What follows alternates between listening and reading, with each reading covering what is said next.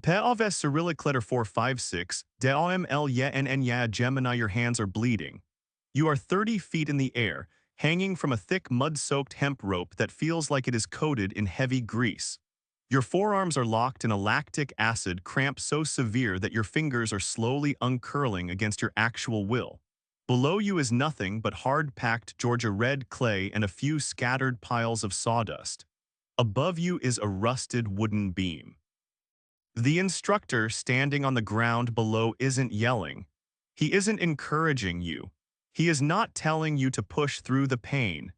He is simply watching you through dark sunglasses, holding a clipboard, waiting with absolute indifference to see if your mind will break before your physical grip does. Stand to welcome back to the tame room. Grab a seat. If you are new to this channel, let me give you the operational baseline. I am a retired officer from the United States Special Operations community. I spent over 2 decades operating in the shadows, executing unconventional warfare, direct action, and foreign internal defense in countries that will never be officially acknowledged on your evening news. Because of the active non-disclosure agreements locked in windowless vaults at the Pentagon, my face is redacted and my name is completely off the grid. The military gave me a profound, lethal skill set, but it took its pound of flesh in return. My body is held together by titanium hardware, scar tissue, and fused vertebrae. The Department of Veterans Affairs sends a disability check every month to cover the physical damage, but I am not here to rattle a tin cup. I am an officer. I was raised to lead, and I believe in working for my keep. This channel operates on a strict trade. I give you the unfiltered, highly classified raw reality of modern warfare and elite military training. I explain the brutal tactics, the dark psychology, and the physical torment that the recruiters and Hollywood movies will never tell you about. In exchange, I just ask for your engagement. You hit the subscribe button, you smash the like button, and you leave a comment down below. That feeds the algorithm, it keeps this channel alive, and it allows me to stay fiercely independent while delivering this intel directly to you. If you can respect that trade, then lock and load. We have a massive, grueling movement ahead of us today. Today, we are taking a deep dive into the darkest pine forests of North Carolina. We are going to deconstruct the architecture of human suffering. We are going to dissect the most infamous, most psychological, and most dangerous physical test in the United States Army. We are going into Camp Mackall to face the Nasty Nick obstacle course. When civilians think of military obstacle courses, they picture what they see in basic training documentaries. They picture recruits jumping over small wooden walls, crawling under barbed wire while drill sergeants scream at them, and swinging on monkey bars over shallow puddles of water. Those courses are designed to build confidence. They are designed to show a young 18-year-old kid that they are stronger than they think they are. Nasty Nick is not designed to build your confidence. Nasty Nick is specifically engineered to destroy it.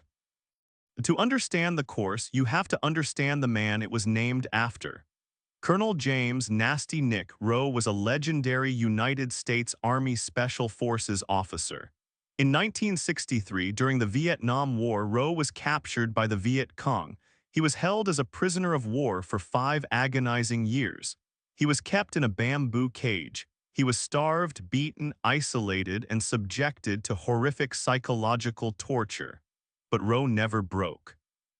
He constantly fought his captors mentally, and eventually he managed to overpower his guards and escape into the jungle, where he was rescued by an American helicopter. When Colonel Rowe returned to the United States, he realized that American soldiers were not mentally prepared for the horrors of capture and extreme isolation. He became the architect of the modern SERE program, Survival, Evasion, Resistance, and Escape. He also understood that the men who wear the Green Beret must possess a level of mental fortitude that borders on the superhuman. The obstacle course at Camp Mackall was built in his honor, and it embodies his philosophy. It is malicious by design. It is not a test of your physical fitness. Everyone who arrives at Special Forces Assessment and Selection, or SFAS, is already an elite athlete. They can all run sub-6-minute miles. They can all bench press massive weight. Nasty Nick is a test of your phobias. The course is carved out of the dense, humid woods of the North Carolina sandhills. It is roughly 2 miles long and it consists of over 20 massive, towering obstacles. When you arrive at the course, you are already broken. The candidates have typically been operating on minimal sleep for days. They have been carrying heavy rucksacks. Their feet are covered in blisters. Their central nervous systems are entirely depleted. You are marched to the start line in the freezing, damp morning mist. You are wearing your standard issue combat uniform, boots, and a helmet. No gloves are allowed. Gloves provide grip, and the Army wants to see what happens when your bare skin meets rough wood and rusted metal. The evaluators, the SFAS cadre, operate differently than any instructors you have ever met. In basic training or even ranger school, the instructors are constantly in your face, screaming, creating artificial stress. The Special Forces cadre do not scream. They wear sterile uniforms with no rank or name tapes. They wear dark sunglasses even when the sun isn't out. They stand near the obstacles holding clipboards. They do not tell you how to negotiate the obstacle. They simply point to it and say, "Begin." When you finish or when you fail, they do not offer feedback. They just write a number down on their clipboard and point to the next station. This profound silence is a weapon. It deprives the modern athlete of the external validation they have relied on their entire lives. If you need a coach to cheer you on to succeed, Nasty Nick will break you in the first 20 minutes. Let us analyze the specific anatomy of the obstacles. The course attacks the human body in a very specific sequence, designed to completely exhaust the upper body before testing your fear of heights. One of the early gut checks is called the Weaver. It looks deceptively simple. It is a pyramid structure made of thick, smooth wooden logs spaced a few feet apart, rising up at an angle and then descending back down. The rule is simple. You must navigate from the bottom to the top and back down by weaving your body over one log and under the next. You cannot touch the ground. You cannot touch the support beams. The biomechanics of the Weaver are devastating. When you go over a log, you are engaging your pushing muscles, your chest and triceps.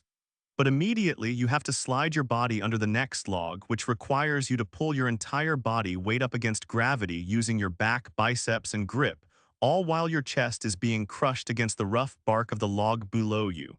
Because you are wearing a combat uniform and heavy boots, your mobility is severely restricted. Your core is screaming. It is a slow, agonizing process of inching forward. If your foot slips or your grip gives out, you fall through the logs to the ground. If you fall, the silent instructor simply writes on his clipboard and points back to the start. You have to do it again. By the time a candidate finishes the Weaver, their forearms are engorged with blood. They have a massive lactic acid pump. Their grip strength is reduced by 50%.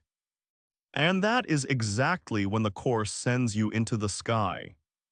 The defining characteristic of Nasty Nick is verticality. It exploits acrophobia, the fear of heights.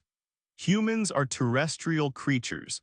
Our brains are hardwired to panic when we are suspended high above the ground with no safety net. The military wants to trigger that panic response, the amygdala hijack, and see if the candidate can force their prefrontal cortex to override it. You approach an obstacle known as the Tough One or variations of the Tarzan. You are instructed to climb a thick vertical rope that is 30 to 40 feet high.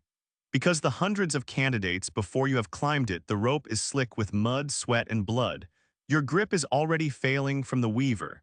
You have to use the J-hook technique with your boots, wrapping the rope around your ankles to take the weight off your arms. But your boots are wet and muddy and they slip. You fight your way to the top of the rope, your lungs burning, and you pull yourself onto a wooden platform. You are now 4 stories in the air. The wind is blowing.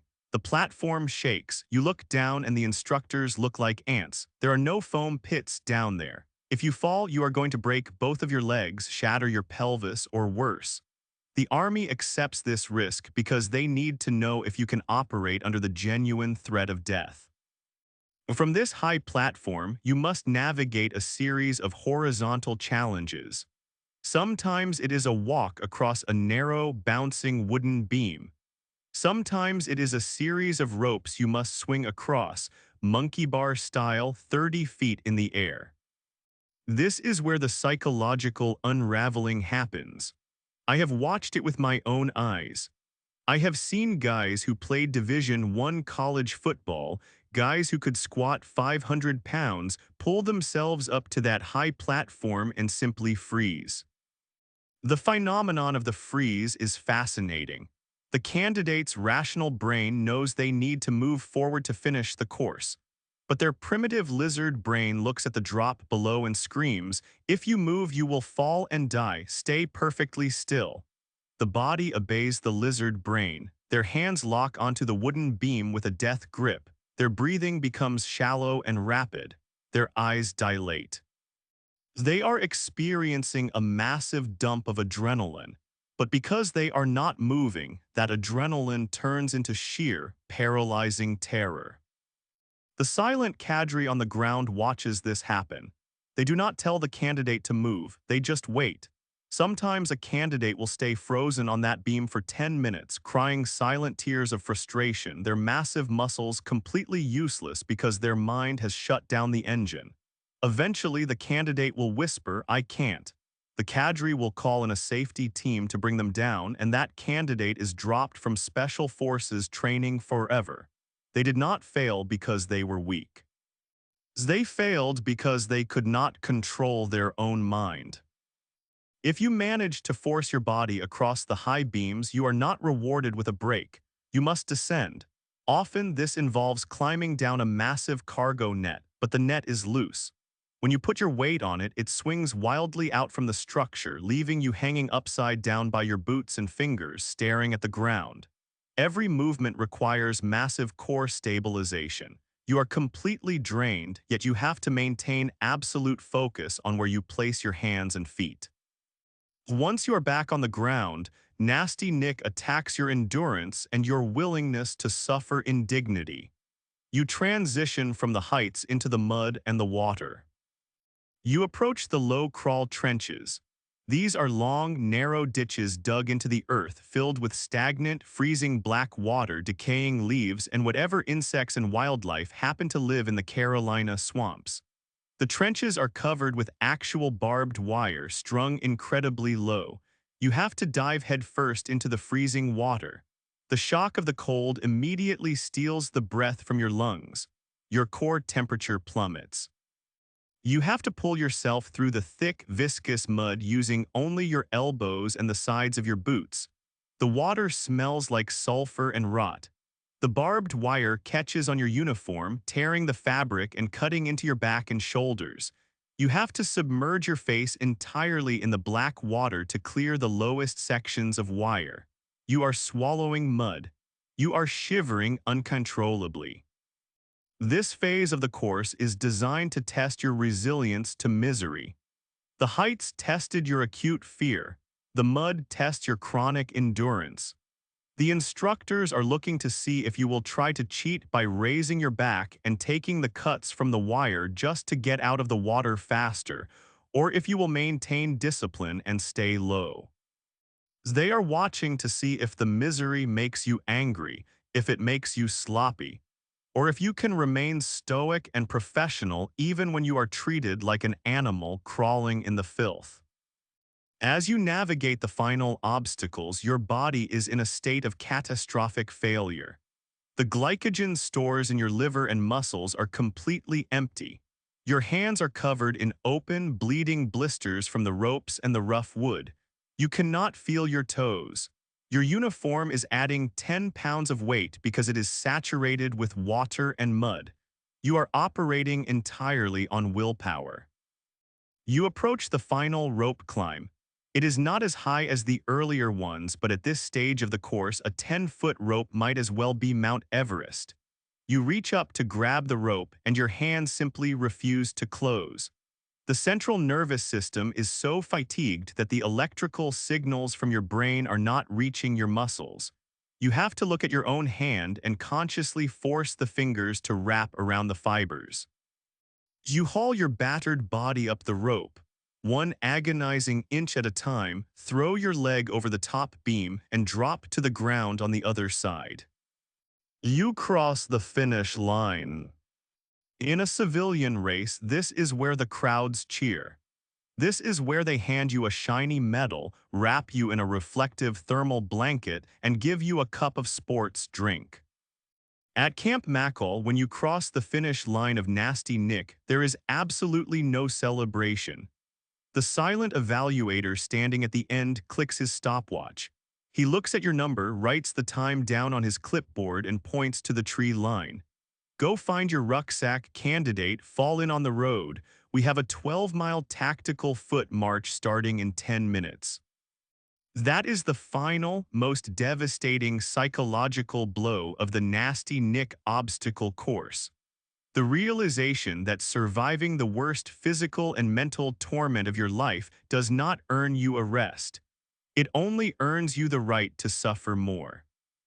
This is the exact mindset required to be a special forces operator. In combat, surviving an ambush does not mean the war is over. Surviving an IED blast does not mean you get to go home. You have to treat your wounded, reload your weapon, and continue the mission. The course teaches you that your capacity for suffering is infinitely larger than your brain tells you it is. It teaches you that when you think you are at absolute zero, when you think you have nothing left to give, you actually have another 40% of reserve tank hidden deep inside your soul. I have seen the course break physical specimens. I have seen Olympic-level swimmers and marathon runners quit because they could not handle the cold, the heights, or the absolute indifference of the instructors. But I have also seen scrawny, unassuming guys who looked like accountants or high school math teachers methodically, quietly destroy the course. They didn't do it with muscle. They did it with an unbreakable, quiet internal dialogue. They took the fear, they acknowledged it, they put it in a box, and they took the next step. That is the anatomy of a quiet professional. We do not boast about our physical prowess because we know that muscle can fail. We rely on the mind. The mind is the primary weapon system. Everything else is just an accessory. So why am I taking the time to detail this specific brand of institutionalized torture? Because the principles of Nasty Nick apply directly to the battles you are fighting in your own life. You will likely never find yourself hanging upside down from a cargo net 30 feet above the Carolina dirt. But life is going to put you on your own high platform. Life is going to put you in a situation where the financial, emotional, or physical drop below you is terrifying. Your lizard brain is going to scream at you to freeze.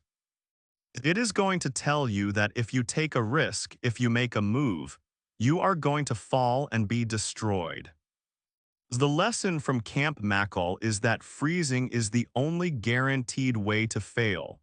When you are terrified, when your grip is slipping, you cannot stay still. You have to override the panic. You have to force your hands to move. You have to take the next step on the beam, even if your legs are shaking. Life is also going to drag you through the mud trenches.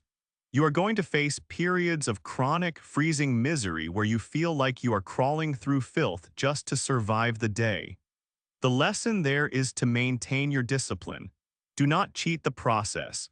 Keep your head down, embrace the absolute suck of the situation, and keep pulling yourself forward until you clear the wire.